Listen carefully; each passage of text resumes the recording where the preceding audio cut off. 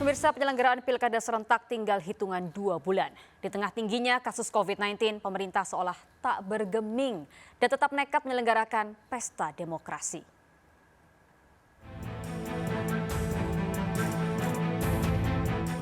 Dua bulan lagi Indonesia akan menggelar pilkada serentak. Di tengah tingginya pertambahan kasus dan angka kematian akibat COVID-19, pemerintah tetap nekat menyelenggarakan pesta demokrasi di tengah pandemi.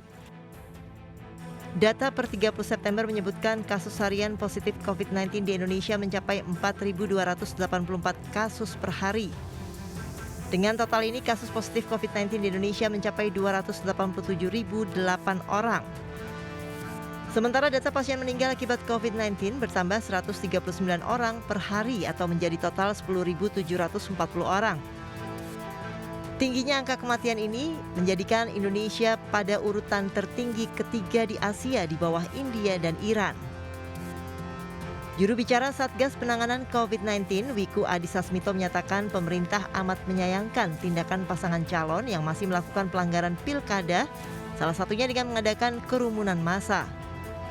Kerumunan massa dinilai berpotensi untuk mempercepat penularan COVID-19 dan justru membahayakan nyawa ribuan warga.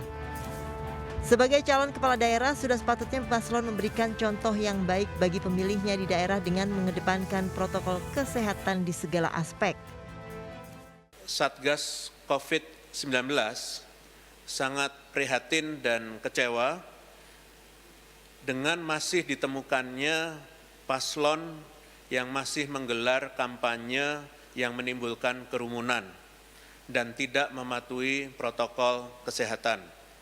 Kami harap bahwa temuan ini adalah yang terakhir, maka kasus ini harus dapat menjadi perhatian dan pelajaran bagi paslon untuk selalu betul-betul patuh pada protokol kesehatan.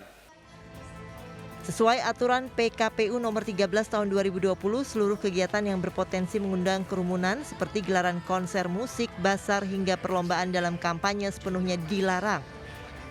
Kegiatannya bisa dilakukan dalam bentuk virtual maupun online. Seluruh lapisan masyarakat tak terkecuali calon kepala daerah diminta taat terhadap aturan protokol kesehatan demi memutus rantai penyebaran virus corona. Tim Liputan iNews melaporkan.